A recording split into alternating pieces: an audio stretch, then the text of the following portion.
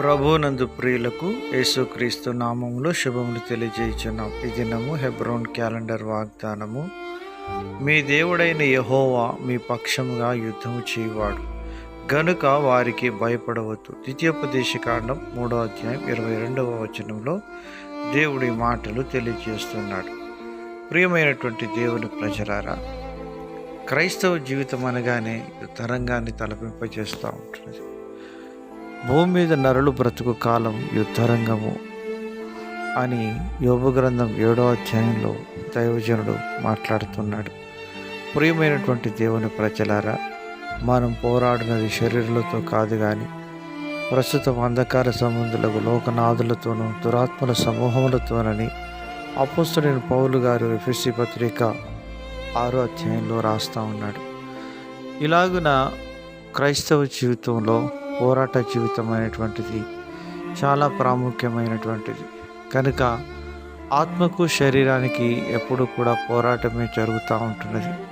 కనుక మనము ఆత్మ సంబంధమైనటువంటి యుద్ధోపకరణములు ధరించుకొని సర్వాంగ కవచాన్ని కలిగి శత్రువైన అపవాది యొక్క అగ్నిబాణములను ఆర్పివేసే వారంగా మనం ఉండాలని దేవుని వాక్యం మనల్ని హెచ్చరిస్తూ ఉంటుంది.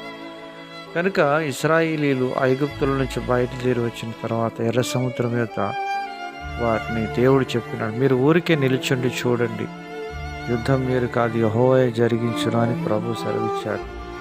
ఇలాగిన గొల్యాతును దావీదు పడగొట్టక మునుపు ఇశ్రాయేలు ప్రజలందరూ కూడా భయపడుతూ ఉంటున్నారు.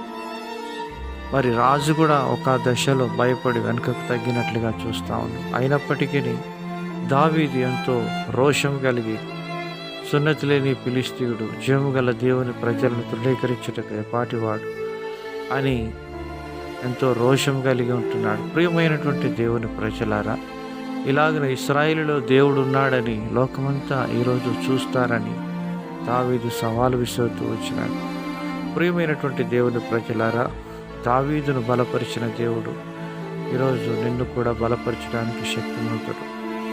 కనుక సమస్య ఎంత పెద్దగా ఉన్నప్పటికీ, సమస్య నీకంటే ఎంత గొప్పదైనప్పటికీ, నీలో ఉన్నవాడు లోకంలో ఉన్నవాని కంటే గొప్పవాడు అని 1 యోహాను 4వ అధ్యాయం 4వ వచనంలో రాయబడుతుంది.